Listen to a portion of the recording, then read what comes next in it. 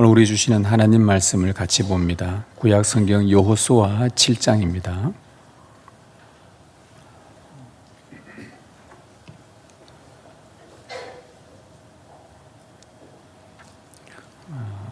여호수아 7장 오늘은 1절에서 5절까지 그리고 24절에서 26절까지 이렇게 말씀을 보도록 하겠습니다. 먼저 1절에서 5절까지 한 절씩 교독합니다. 이스라엘 자손들이 온전히 바친 물건으로 말미암아 범죄하였으니 이는 유다 지파 세라의 증손 삽디의 손자 갈미의 아들 아간이 온전히 바친 물건을 가졌습니다. 여호와께서 이스라엘 자손들에게 진노하시니라.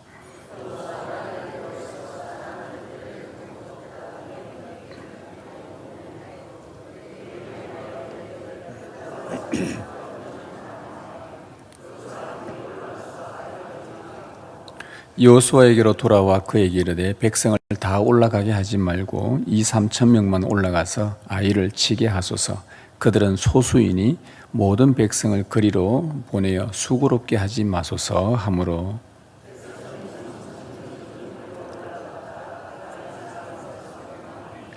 아이 사람이 그들을 36명쯤 쳐 죽이고 성문 앞에서부터 스바림까지 쫓아가 내려가는 비탈에서 쳤으므로 백성의 마음이 녹아 물같이 된지라. 24절입니다. 네, 24절 같이 있습니다.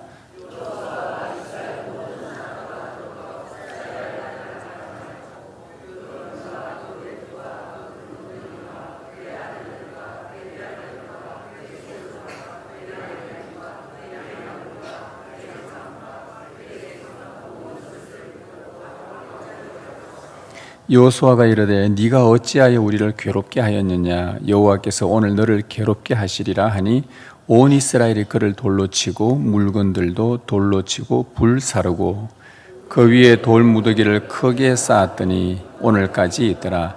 여호와께서 그의 맹렬한 진노를 그치시니 그러므로 그곳 이름을 오늘까지 아골골짜기라 부르더라. 아멘. 주님 감사합니다. 이 시간 주의 성령께서 우리와 함께 해주시기를 원합니다. 주의 성령이 충만하게 임재하셔서 하나님의 말씀을 듣고 알고 깨닫는 은혜를 허락하여 주옵소서. 말씀으로 우리의 삶을 친히 인도해 주옵소서. 말씀하여 주옵소서. 우리가 주의 말씀을 듣겠나이다. 우리 주 예수님의 이름으로 기도드립니다. 아멘. 오늘은 아골골짜기의 소망이라는 제목과 함께 여호수아 7장 말씀을 우리가 나누도록 하겠습니다.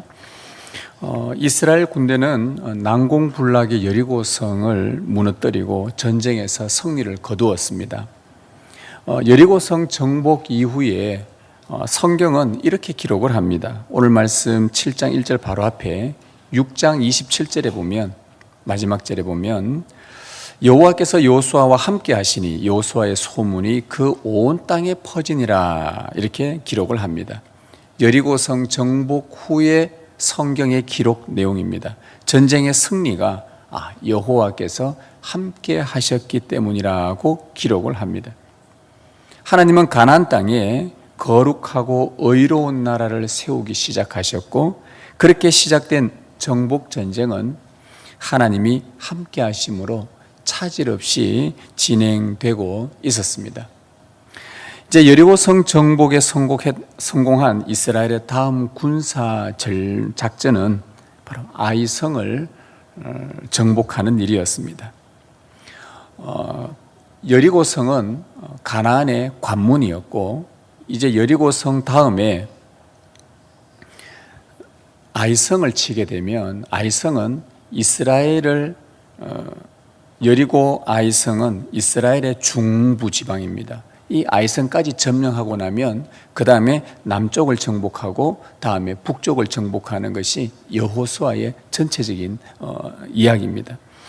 그래서 여리고성 정복 이후에 이제 여호수아는 다음 군사 작전은 아이성을 함락시키는 것입니다.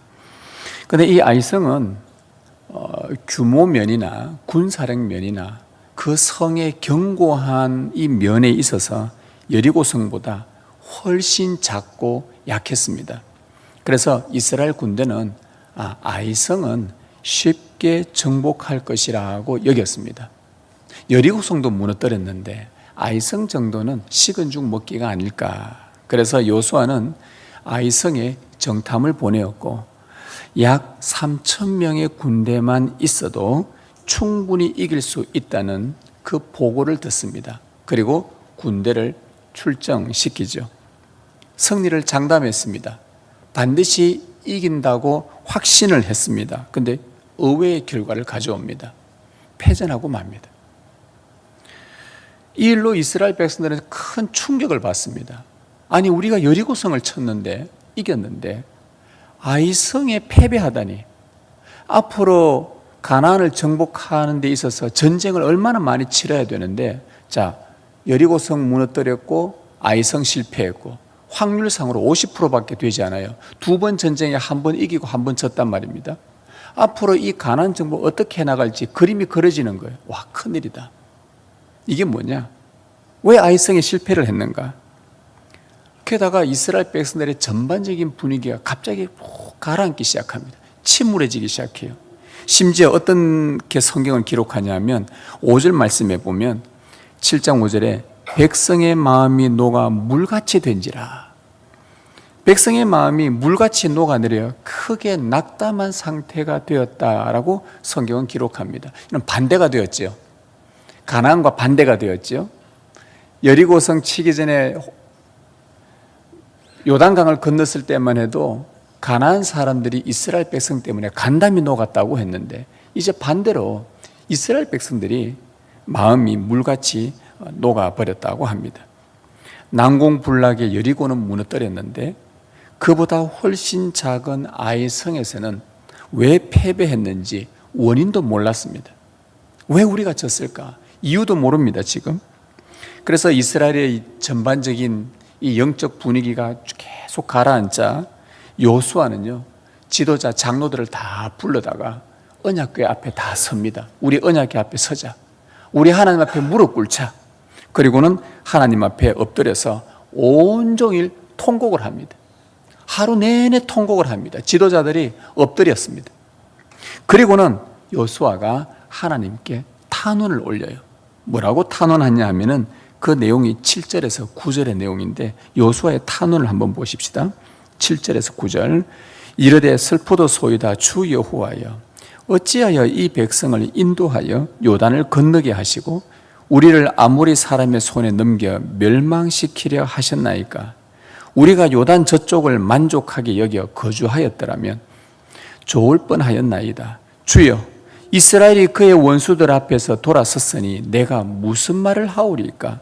가나안 사람과 이 땅의 모든 사람들이 듣고 우리를 둘러싸고 우리 이름을 세상에서 끊으리니 주의 크신 이름을 위하여 어떻게 하시려 하나이까? 여호수아가 하나님 앞에 탄원합니다. 그 탄원의 내용을 요약하면 이렇습니다.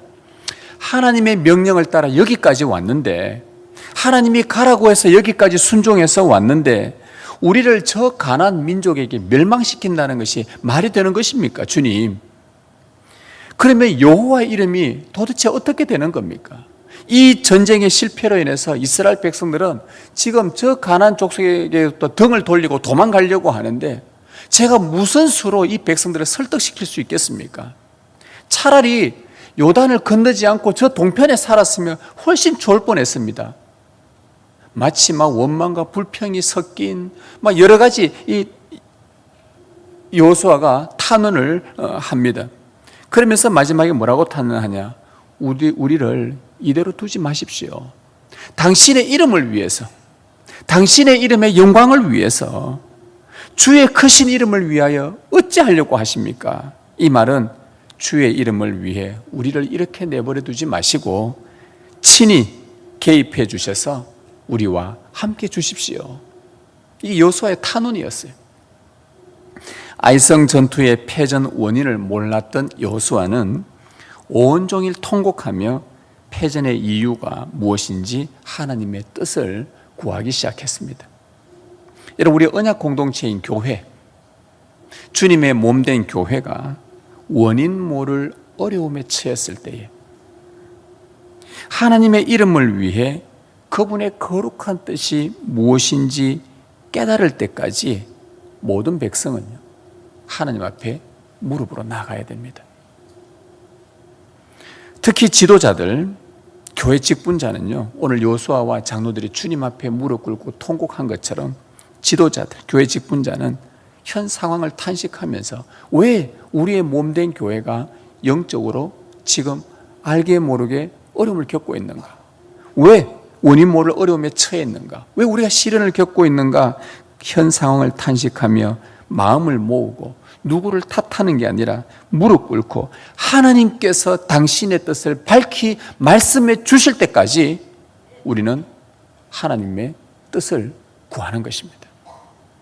이 땅에서 하나님의 거룩한 전쟁을 치르다 보면 우리가 이 땅에서 살아가는 삶 자체가 하나님의 거룩한 전쟁을 위해서 지금 살아가고 있지 않습니까? 이 전쟁을 치르다 보면 수많은 역경들이 많이 찾아올 텐데 그럴 때마다 주님, 우리가 해야 될 기도는 주님, 이 역경을 좀 피하게 해주십시오. 너무 어렵습니다. 힘듭니다. 도망가게 해주십시오. 없어지게 해주십시오. 이 기도가 아니라 주님, 당신의 이름을 위해서 왜 우리에게 역경 주셨나이까? 당신의 이름을 위해서, 당신의 영광을 위해서 우리와 함께 해주시옵소서. 하나님의 뜻이 도대체 무엇인지 알려주십시오. 그리고 우리의 문제의 원인이 뭔지 찾고 해결하는 것, 이것이요, 언약 공동체가 존재하는 방식입니다. 교회가 존재하는 방식이에요. 교회가 이어져 가는 방식입니다. 하나님은 여호수아의 탄원을 들으셨습니다. 그리고는 지금 원인을 모르니까, 패전 원인이 모르니까 그 패전하게 된 이유를 하나님께서 알려주십니다. 그 내용이 뭔가, 뭐 때문에 실패하게 되었는가? 11절에 이스라엘이 범죄하여 내가 그들에게 명령한 나의 언약을 어겼으며 또한 그들이 온전히 바친 물건을 가져가고 도둑질하며 속이고 그것을 그들의 물건들 가운데에 두었느니라. 하나님이 답을 알려주셨습니다.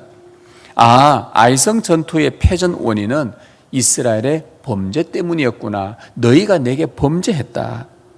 어떤 범죄를 했습니까? 보니 내가 그들에게 명령한 나의 언약을 그들이 어겼다. 하나님의 언약을 어긴 범죄군요. 그러면 구체적으로 어떤 언약을 어겼다는 말입니까? 할 때에 오늘 말씀에는 하나님께 온전히 바친 물건을 속여서 훔쳐 자기 집에 숨겼다. 구체적인 죄목을 알려주셨습니다. 이것이 아이성 전투의 패전 이유였습니다. 하나님께 범죄했는데 그 범죄가 보니까 언약을 어긴 것인데 무슨 언약을 어겼는가? 하나님께 온전히 바친 물건을 내가 손을 댔다는 겁니다. 여러분, 하나님께 온전히 바친 물건에 대해서 우리 오늘 좀 살펴볼 필요가 있습니다. 오늘 말씀을 이해하는데 아주 중요한 부분이기 때문입니다. 하나님께 온전히 바친 물건이 뭔가? 하나님은요, 이스라엘 백성이 앞서 여리고성과 전쟁을 할 때 한 가지 금령을 내렸습니다. 금지시킨 명령을 하나 있었습니다. 그게 뭐냐 하면 여리고와 전투할 때 여리고 성에 있던 모든 물건들, 그것이 사람이든 짐승이든 뭐 노량물, 전리품은 절대 손대지 말아라.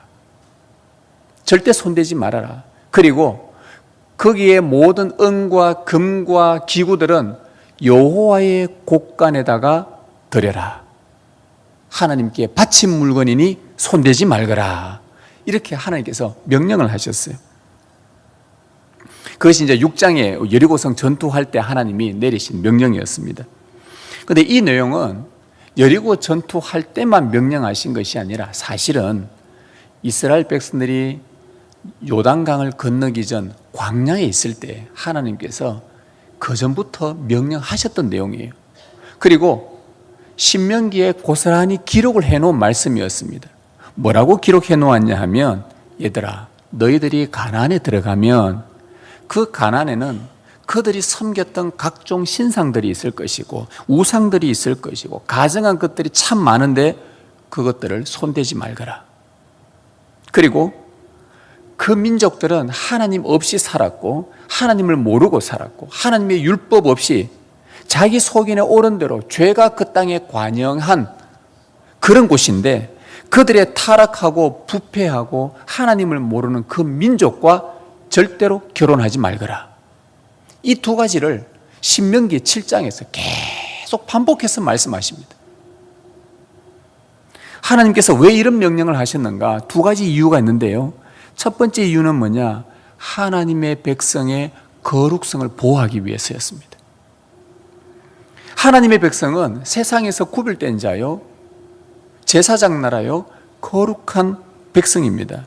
그런데 그런 거룩한 백성이 우상 숭배자들이 섬기던 우상들이 보기에 좋다고 그것을 취한다면, 하나님을 거부하고 하나님을 알기를 원치 않는 자들과 혼인을 한다면, 가나안의 그 세속 문화를 즐겁게 기쁘게 누리며 받아들인다면 그 백성의 거룩함을 잃어버리기 때문에 하나님은 하나님 아닌 것을 하나님처럼 섬기는 우상 숭배, 그런 타락한 문화로부터 언약 백성의 거룩성을 보호하기 위해서 그 진멸할 여리고의 노략물을 손대지 말라라고 명령하신 거예요. 자기 백성의 거룩함을 위해서, 자기 백성의 거룩함과 순전함을 지키라는 하나님의 언약입니다. 그리고 또 한 가지 이유는, 이게 참 중요합니다. 여리고의 물건을 취하지 말라고 하신 하나님의 두 번째 이유는 부정한 것을 거룩하게 하시는 하나님의 사역을 위해서입니다. 이게 무슨 말이냐 하면, 하나님께서 그 6장에서 여리고성 점령할 때에 은과 금과 모든 각종 동철, 그런 기구들은 여호와께 구별될 것이니 여호와의 곳간에 들여놓아라라고 했습니다. 절대 손대지 말아라. 여러분 참 이해가 되지 않죠? 왜 그 부정하고 더러운 것을 여호와의 곳간에 들이라고 했을까? 하나님은 거룩하신 분인데 왜 그 더러운 우상에 섬겼던, 거기에 제물에 쓰였던 모든 은이든 금이든 기구들이든 왜 여호와의 곳간에다 넣으라고 했을까? 여호와의 집에 드리라고 했던 이유가 뭘까? 여러분, 모든 무엇이든지 간에 더러운 것들이 여호와의 집에 들어오면 어떤 일이 벌어지냐? 정화되는 일들이 일어납니다. 여러분, 이스라엘 백성들이 죄를 범하면 어디로 나아가지요? 하나님의 집으로 갑니다. 짐승 하나 데리고, 흠이 없는 짐승 하나 데리고, 점이 없는 짐승 하나 데리고 내가 죄를 지으면 하나님의 집으로 갑니다. 이 사람도 짐승 들고 오고 저 사람도 짐승 들고 오고, 이스라엘 백성들이 수백만의 사람들이 죄를 지으면 어디로 간다? 하나님의 집으로 가요. 그러면 하나님의 집은 무슨 공동체가 됩니까? 죄로 충만한 공동체가 되는 거예요. 죄가 엄청나게 많은 곳이에요. 죄란 죄는 다 끌어모으는 곳이 하나님의 집입니다. 그곳에 가서 뭘 하죠? 정결케 되고 용서받기 위해서입니다. 이런 맥락에서 하나님의 성소는요, 자기 백성의 죄를 다 끌어모은 곳이에요. 거기서 죄를 범한 백성 대신에 짐승이 피를 흘리고 불에 타서 죽습니다. 그러면 정결케 됩니다. 이처럼 여리고의 부정한 것들은 하나님의 곳간에 들어와서 불태움을 당하고 그 더러운 것이 진멸되면서 그 장소의 죄가 제거되고 깨끗하게 되는 일이 벌어집니다. 하나님의 집에 들어오면 아무리 죄로 오염된 더러운 것이라도 하나님께서 정결하게 거룩하게 하십니다. 하나님께 바친 것이 되었기에 이스라엘 백성들, 너희들은 손대지 말거라. 하나님께서 정결하게 하신다. 이 이유였습니다. 여리고 전쟁 때 노략물에 손대지 말라는 이유, 자기 백성의 거룩함을 지키시기 위해서, 그리고 하나님께 바쳐졌고 깨끗하고 정화시키는 하나님께 구별된 것이니 손대지 말라. 그런데 이스라엘 백성 가운데 아간이라는 사람이 몰래 이 하나님의 언약을 어기고 그 중에 전리품의 여러 것 중에서 세 가지를 취합니다.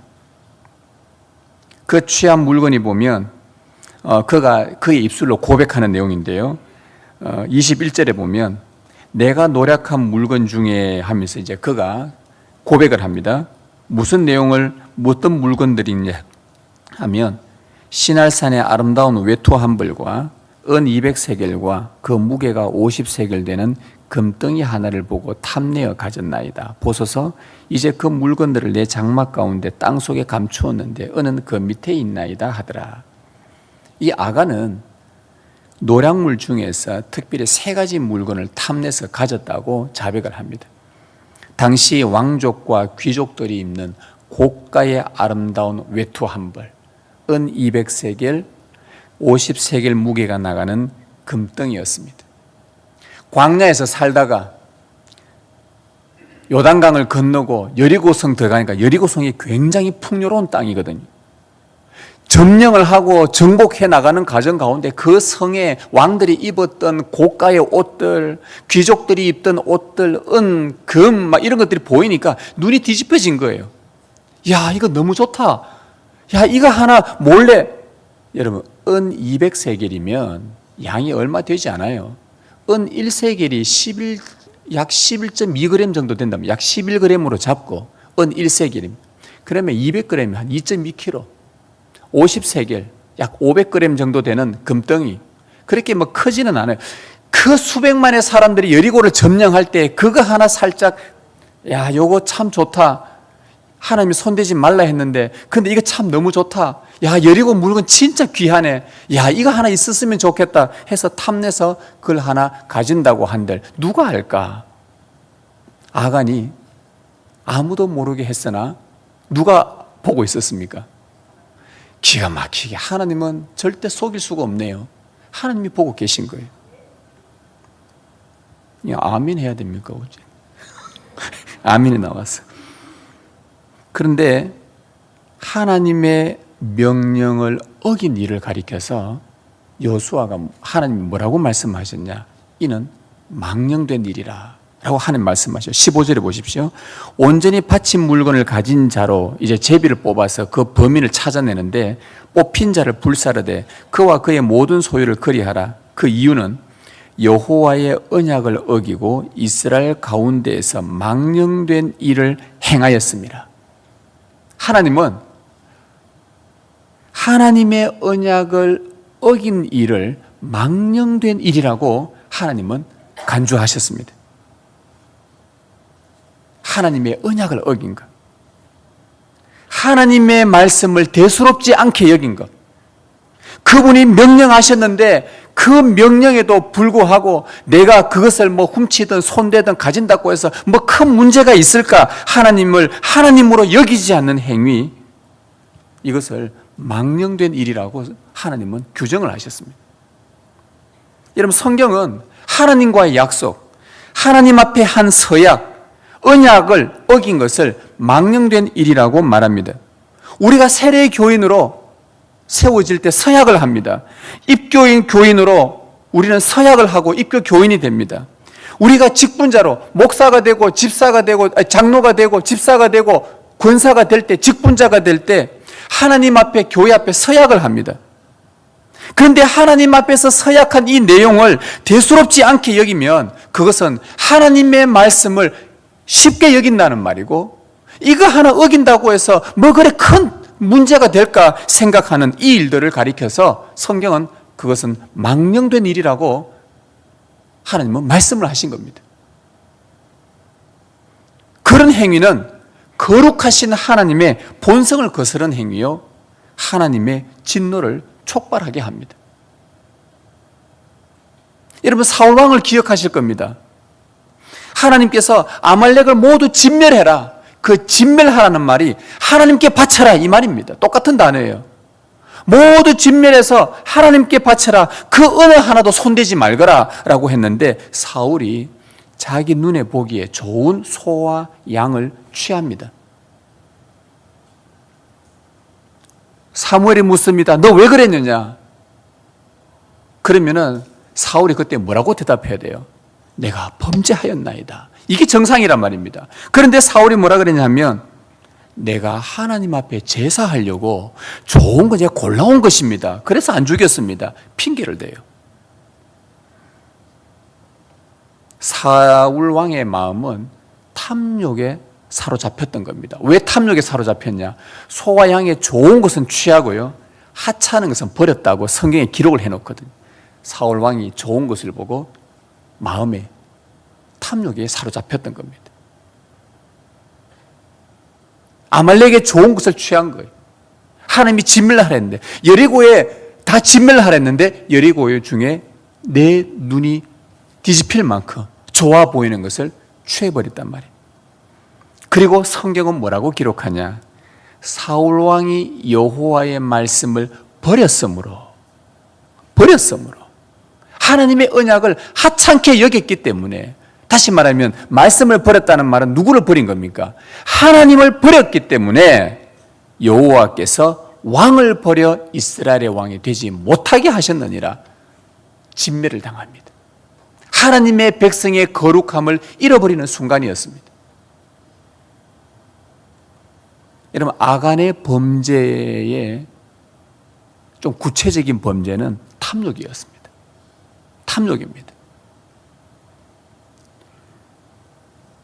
21절 말씀을 다시 한번 보십시오. 굉장히 중요한 아간이 자백을 하는데, 자기가 자백하는 그 쓰는 단어들을 한번 보십시오. 내가 노력한 물건 중에 시날산의 아름다운 외투 한 벌과 은 200세겔과 그 무게가 50세겔 되는 금덩이 하나를 보고 탐내어 가졌나이다. 보소서, 이제 그 물건들을 내 장막 가운데 땅속에 감추었는데 은은 그 밑에 있나이다. 자, 아간이 자기 죄를 자백하는 단어들이 뭡니까? 외투, 은, 금을 뭐 했다고요? 보고, 첫 번째 보고, 두 번째 탐내어, 세 번째 가졌나이다, 네 번째 감추었나이다. 여러분, 어디서 많이 들어본 내용 아닙니까?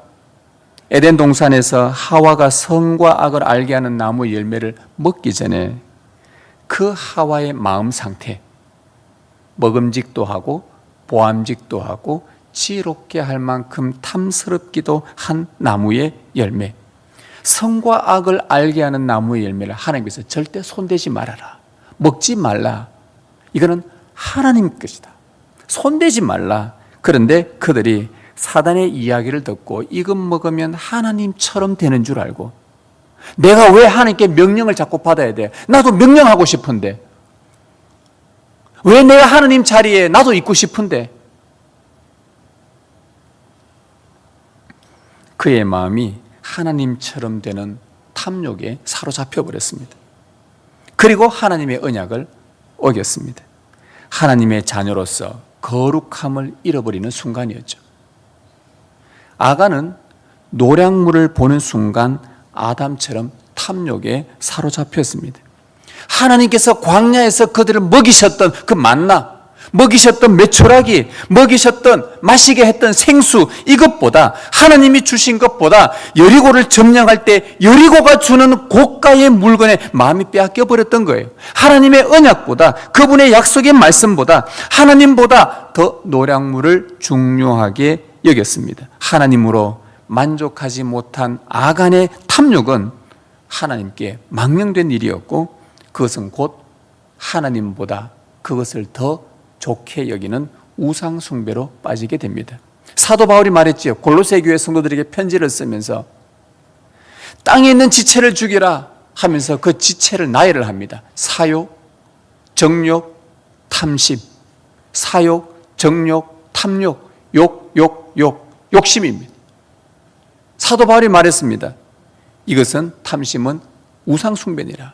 결국 우리의 탐욕은 우상 숭배로 가게 되어 있습니다.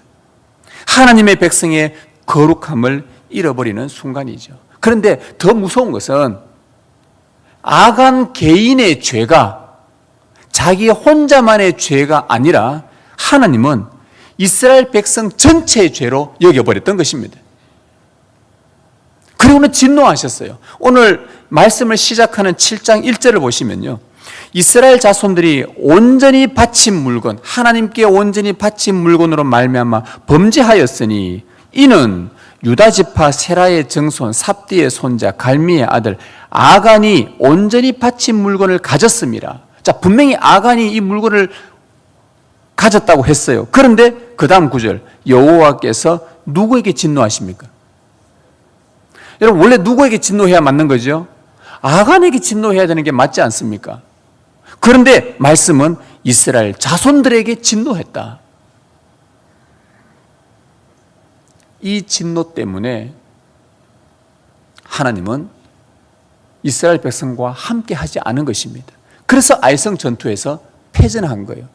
아까 여리고성 점령하고 마지막에 하나님이 함께 하심으로 승리를 했는데, 아니 아간이 범죄했으면 아간만 빼놓고 전쟁에 승리해놔놓고 나중에 와서 아간 처리하면 되지, 왜 전쟁에서 패전까지 하면서 이스라엘 전체가 패전하면서 그 마음이 물같이 녹아지면서까지 이렇게까지 하면서 하나님이 이 죄를 이스라엘 전체의 죄로, 그리고 그들에게 진노하셨다라고 굳이 이렇게 할까지 필요가 있었나?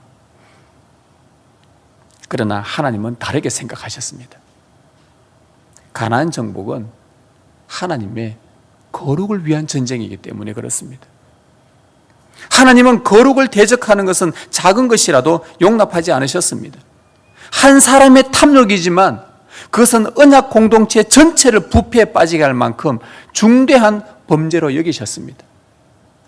물론 성경에는 아버지의 죄를 가지고 아들에게 묻지 말라고 합니다. 에스겔서 같은 경우에는.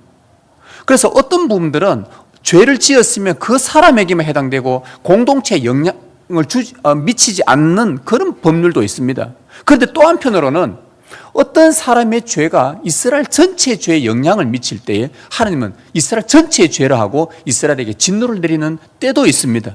하나님의 법은 그때마다 적용점이 다른데, 오늘 본문 같은 경우에는 한 사람의 범죄가 하나님의 언약 공동체 전체를 하나님의 거룩한 백성이 아닌 것으로 오염시키게 만드는 큰 영향을 미치는 죄라고 하나님이 보셨고, 이것은 이스라엘 전체의 죄라고 말씀하신 거예요.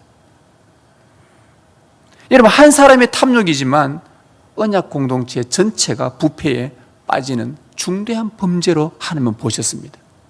여러분, 아담의 탐욕으로 인류는 에덴에서 쫓겨났고, 그리고 쫓겨난 인류는 거룩하신 하나님과 멀어진 상태로 오늘까지 더러운 우상을 섬기며 숭배하며 살아가고 있지 않습니까? 한 사람의 범죄였지만 인류는 지금도 자기들이 죄를 짓고 있는지도 모르는 상태로 거룩하신 하나님을 대적하며 우상을 섬기며 살고 있습니다. 한 사람의 범죄가 이토록 무서운 것입니다. 이런 면에서 우리 교회는 주님의 한 몸이죠. 우리는 한 몸으로 부름받았습니다. 우리 중에 하나님의 거룩을 깨트린 한 사람이 범죄했을 때, 누군지는 모르지만, 이때도 누군지 몰랐었으니까 누군지는 모르지만 그런 범죄를 저질렀을 때, 그런데 오늘 주일날 우리가 함께 예배 자리로 모였고 이 가운데 그 한 사람이 있다고 한다면 하나님은 이 공동체를 무엇으로 보시는가? 너희가 내게 범죄했다, 이렇게 말하는 것입니다. 왜? 우리는 한 몸이기 때문에, 머리 대신 주님으로부터 붙어있는 한 몸이기 때문에 그 한 사람의 죄로 이 공동체 모두가 공동체에 더럽히면서 하나님의 거룩을 잃어버리게 되고, 그 죄는 한 몸인 우리 모두의 죄가 되는 원리가 되는 것입니다.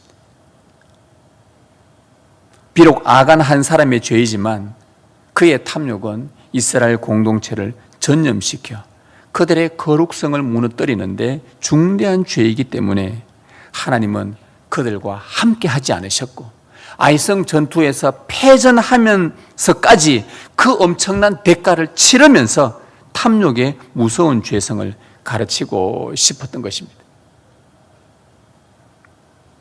여호수아는 우리가 패전한 원인이 바로 이거였구나, 그때서야 깨닫게 됩니다. 그러면 하나님 어떻게 하면 됩니까? 어떻게 하면 다시 하나님이 우리 가운데 함께 하셔서 우리가 다음에 아이성 전투에 승리할 수 있습니까? 하나님의 거룩한 전쟁을 어떻게 이겨나갈 수 있습니까? 하나님의 해결 방법이 뭡니까? 하니까 하나님께서 이렇게 말씀하셔요. 13절에 너는 일어나서 백성을 거룩하게 하여 이르기를 너희는 내일을 위하여 스스로 거룩하게 하라. 아니 거룩하게 그러면 어떻게 하면 됩니까? 그럴 때에 24절에서 26절에 말씀해 주신 겁니다. 여호수아가 이스라엘 모든 사람과 더불어 세라의 아들 아간을 잡고 그 은과 그 외투와 그 금덩이와 그의 아들들과 딸들과 그의 소들과 그의 나귀들과 그의 양들과 그의 장막 즉 집위에 그에게 속한 모든 것을 이끌고 아굴 골짜기로 가서 여호수아가 이르되 네가 어찌하여 우리를 괴롭게 하였느냐 여호와께서 오늘 너를 괴롭게 하시리라 하니 온 이스라엘이 그를 돌로 치고 물건들도 돌로 치고 불사르고 그 위에 돌무더기를 크게 쌓았더니 오늘까지 있더라. 여호와께서 그의 맹렬한 진노를 그치시니 그러므로 그곳 이름을 오늘까지 아굴 골짜기라 부르더라. 우리 이스라엘 온 백성을 거룩하게 하는 방법이 무엇입니까? 하나님이 이렇게 해라. 안타깝지만 하나님은 아간과 그의 가족 모든 소유를 다 아골 골짜기로 불러 모읍니다. 이스라엘 백성들이 다 보는 앞에서 아간을 돌로 칩니다. 아간이 가지고 있던 모든 소유를 돌로 다 칩니다. 그리고 그곳을 불태워 버립니다. 그리고 돌을 던져서 돌 무덤을 쌓습니다. 하나님은 당신의 거룩성을 파괴하고 부패하게 하는 일은 반드시 징계를 통해 자기 백성의 공동체의 거룩성을 회복하십니다. 거룩하지 않은 물건은 하나님 본 앞에서 진멸하고 거룩하지 않은 물건을 취한 자도 함께 진멸해야 하나님의 공의가 서게 됩니다. 거룩하지 않은 것은 하나님과 함께 할 수 없다는 주님의 말씀입니다. 여러분, 아간이 묻힌 돌무더기의 이름은 아골 골짜기입니다. 괴로움의 골짜기라는 뜻입니다. 한 사람의 죄로 공동체 전체가 괴로움에 빠졌다라는 의미입니다. 그러나 동시에 아간 그 한 사람이 그 자리에서 죄와 함께 죽음으로 하나님은 다시 언약 공동체와 함께 하셨고 이후 2차 아이성 전투에서 승리를 하게 됩니다. 여기서 우리는 구속사의 중요한 교리를 한 가지 배우게 됩니다. 언약을 어긴 아간을 죽임으로 하나님은 이스라엘과 다시 함께 하셨습니다. 범죄한 아간이 죽음으로 하나님은 이스라엘 공동체와 다시 함께 하셨습니다. 아골 골짜기는 죄로 말미암아 이스라엘을 괴롭힌 괴로움의 골짜기였지만 하나님의 진노를 멈추었고 하나님께서 자기 백성과 함께 하시는 장소로 바뀌어 버렸습니다. 여러분, 이스라엘 사람들은 앞으로 그 길을 걷다가 아골 골짜기가 자기 눈에 보이면 그곳에 돌 무더기를 보면 한 사람의 죄가 공동체를 괴롭게 할 만큼 무서운 것이지만 동시에 그 한 사람이 지은 죄를 불태움으로 온 공동체가 소망을 다시 얻게 되었다는 것, 하나님이 다시 함께하게 되었다는 것을 깨닫게 됩니다. 여러분, 하나님은 에덴 동산에서 언약을 어긴 아담을 죽여야만 합니다. 왜냐하면 아담이 죽지 않으면 그의 후손 모든 인류는 하나님의 거룩과 먼 상태로 평생 탐욕에 빠져 더러운 우상 숭배로 하나님 대적하며 불행하게 살아야 하기 때문입니다. 그래서 언약을 어긴 망령된 일을 행한 그 죄를 범한 아담을 하나님은 죽이셔야만 합니다. 반드시 죽여야만 합니다. 죄를 범한 아간을 죽임으로 이스라엘이 회복되었듯이 언약을 어긴 아담을 진멸하는 것이 온 인류를 살리는 길이었습니다. 그리하여 하나님은 첫째 아담을 대신하여 둘째 아담으로 오신 그리스도께 인류의 모든 죄를 다 덮어씌우시고는 십자가에서 진멸시키셨습니다. 하나님은 예수님을 갈기갈기 찢으셨어요. 완전히 예수님께 저주를 퍼부으셨습니다. 인류의 모든 죄를 대신 지고 둘째 아담이신 그리스도를 죽여야만 하셨습니다. 죄 없으신 분이 인류의 과거와 현재와 미래의 죄를 대신 지고 십자가에 진멸당하심으로 얻게 되는 유익은 뭔가? 하나님께서 그리스도를 따르는 언약 자손들과 영원히 함께 하신다는 약속이었습니다. 그 자손들은 그리스도가 죽으심으로 더 이상 진멸당하지 않습니다. 예수 그리스도를 믿고 따르는 우리들은 그리스도께서 십자가에서 하나님으로 말미암아 진멸당하셨기 때문에 우리는 더 이상 진멸당하지 않는 것입니다. 그리고 앞으로 아이성 전투에 승리한 것처럼 우리 앞에 펼쳐질 마귀와의 영적 전투에서도 하나님이 함께 하셔서 우리의 삶을 승리로 이끌어 가실 것입니다. 한 사람의 죽음으로 말미암아 많은 사람이 의인이 되는 순간이었습니다. 그리스도께서 죽으셔야만 괴로움의 악올 골짜기가 소망이 있는 것입니다. 그리스도가 진멸당하셔야만 잃어버린 하나님의 백성들이 주께로 돌아와 다시 살아날 수 있게 됩니다. 그리스도를 진멸하는 것이 우리에게 베푸신 하나님의 최고의 자비입니다. 호세아 선지자가요, 예언을 하나 했어요. 먼 훗날에 저 악올 골짜기가 소망의 문이 될 것이다 라고 예언을 했었습니다. 호세아 선지자가 어떤 사람입니까? 하나님께서 호세아에게, 호세아야, 네 가서 저 음란한 여인을 데려다가, 사창가에 가서 음란한 여인을 데려다가 네 아내를 삼으라. 하나님, 그게 말이 되는 소리입니까? 하나님은 거룩하신 분인데 왜 더러운 여자를 데려다가 내 아내로 삼으랍니까? 저는 그래도 명색이 예언자인데, 선지자인데. 하나님께서 해라. 참 괴로운 일이었어요. 그래서 하나님의 명령을 따라 데리고 옵니다.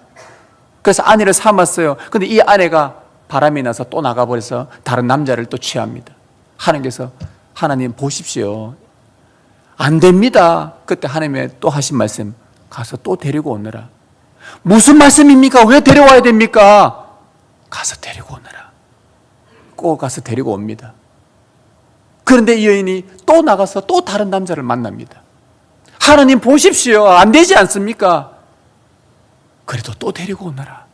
이게 무슨 이야기냐? 호세아 이야기는 신랑이신 하나님을 버리고 세상이 좋아서 하나님 버리고 세상을 취한 그 이야기가 호세아 이야기입니다. 그런데 하나님은 계속 데리고 옵니다. 데리고 오너라. 데리고 오너라. 어디로요? 여러분, 여기서 호세아서에서 가장 괴로운 분이 누굽니까? 가장 괴로운 분이 누구예요? 하나님이에요. 자기 백성으로 삼았던 이스라엘 백성이 데리고 오면 또 나가고, 데리고 오면 또 나가고, 거룩하게 만들어 놓으면 또 죄짓고 돌아 나가고. 그런데 하나님이 가장 괴로우신 분이에요. 악올 골짜기가 하나님 자신이셨어요. 그런데 호세아가 뭐라고 예언하냐? 먼 훗날에 악올 골짜기가 소망의 문이 될 것이다. 왜 괴로움의 골짜기가 소망의 문이 되는가? 왜 하나님의 그 괴로움이 기쁨이 되고 소망이 되는가? 먼 훗날에 무슨 일이 생겼냐? 해골이 나뒹구는 해골 골짜기 골고다라는 곳에서 예수 그리스도는 하나님께 바친 거룩한 산제물이 되셨습니다. 그로 말미암아 해골이 나뒹구는 소망 없는 골고다라 하더라도 그곳에서 그리스도로 말미암아 용서를 받고 그토록 많은 죄가 성령의 불로 태워지면 정결케 되어서 하나님이 함께 하시는 거룩한 백성이 될 수 있다는 소망의 문이 되는 거예요. 해골 골짜기가 소망의 문이 되고 악골 골짜기가 소망의 문이 되는 거예요. 그 예수 그리스도의 죽으심 때문에, 그분이 진멸당하신 것 때문에 예수 그리스도가 영생으로 들어가는 소망의 문이 되는 겁니다. 사랑하는 성도 여러분, 아이성 전투에서 패전하여 마음이 물같이 녹은 이스라엘 백성들처럼 혹 이 자리에 여러분들의 삶이 어떤 일로 인해 괴로움이 있습니까? 악을 골짜기 같습니까? 힘들고 고난의 연속이고 여러 가지 신경 쓸 일로 인해 마음이 많이 괴로운 상태에 혹시 있으십니까? 왜 내 인생은 늘 이렇지? 제가 예전에 어떤 신방을 갔을 때에 어떤 분의 이야기입니다. 목사님, 저는 왜 이렇게 고난이 많습니까? 기도해도 저도 기도 참 많이 해드렸거든요. 그런데 끊이질 않아요. 제가 봐도 너무 끊이질 않아요. 저도 속이 상했어요. 하나님 앞에 속 상하면서 기도한 적이 있었어요. 그분의 말이, 왜 내 인생은 이렇게 고난의 연속일까? 왜 내 삶은 늘 이러냐? 아니, 저분은 보니까 참 신앙생활 잘하고 재밌고 즐거운 것 같은데 나는 왜 이러냐? 불평들이 많고 내 안에 참 괴로운 일들이 많아요. 그럴 때에 거룩하신 하나님 앞에 우리가 불평하기 전에 우리 자신을 정직하게 대면하는 시간이 좀 필요합니다. 괴로울 때 주님의 얼굴을 보라. 괴로울 때 주님의 얼굴 보라. 영광의 주를 바라보아라. 주님 앞에 서면 우리의 괴로움 때문에 주님 앞에 섰는데 나중에 알고 보니 그 괴로움이 우리를 괴롭히려고 하는 게 아니라는 것을 깨닫게 돼요. 하나님은 우리의 괴로움의 원인을 자꾸 찾아내어 주시고 불태우시고 당신의 거룩한 백성으로 다시 세우시려고 하기 위해서 우리가 알게 모르게 지은 죄의 더러움들을 이 속에서 발견할 수 있도록 인도해 주시고 하나님의 언약을 대수롭지 않게 여겨버리고 대충 쉽게 생각해버렸던 그런 내 안의 죄의 요소들을 찾게 하셔서 거룩하신 하나님과 내가 얼마나 거리가 먼 상태로 살았는지를 깨닫게 하십니다. 그리고 괴로움의 원인을 거룩하신 하나님께 자백하게 되면 성령님은 그때부터 우리 안에 우리도 알게 모르게 쌓아놓은 그 불순물들을 하나씩 제거해 나가시는 것을 경험하게 될 것입니다. 이 연단의 과정을 거치면서 거룩한 언약 백성으로 회복되게 하시는 하나님의 선한 뜻을 발견하게 되는 거예요. 그래서 여러분, 우리 인생은, 그리스도인들의 삶은 패전이 끝이 아닙니다. 실패가 끝이 아니에요. 우리에게는 사실 실패라는 건 없습니다. 그리스도 안에 있는 자들은 패전이 없어요. 실패가 없어요. 우리의 악을 골짜기를 소망의 문으로 만드시려고 지금도 우리 속에 숨어있는 마음의 탐욕을 드러내시기 위해 찾아오시는 자비로운 하나님 앞에 설 때에 우리의 괴로움은 하나님의 자비로 소망으로 둔갑하는 것입니다. 그래야 앞으로 계속 우리 앞에 싸워야 될 그 거룩한 전쟁에서 거룩에 전혀 어울리지 않는 우리들인데도 불구하고 우리와 함께 하시려고 찾아오시는 거룩하신 하나님을 기쁘게 맞이하며 살아가는 것이 우리가 이 땅의 아이성 전투의 삶인 것입니다. 실패가 아니에요. 패전이 아니에요. 하나님은 오늘도 우리를 당신의 거룩한 백성으로 만드시기 위해 또 찾아오십니다. 거룩에 전혀 어울리지 않지만 그럼에도 우리를 당신과 닮게 하기 위해서, 거룩을 닮게 하기 위해 찾아오시는 그 하나님 앞에 그분을 기쁘게 맞아들이고 나의 악을 골짜기가 소망의 문이 되는 그날까지, 예수 그리스도로 말미암아 새롭게 일어설 수 있는 그날까지 여러분들이 계속해서 주님 앞에 나가시길 바랍니다. 이것이 우리의 믿음의 본질입니다. 이것이 신앙생활입니다. 여러분 안에 하나님의 은혜가 있기를 축복합니다.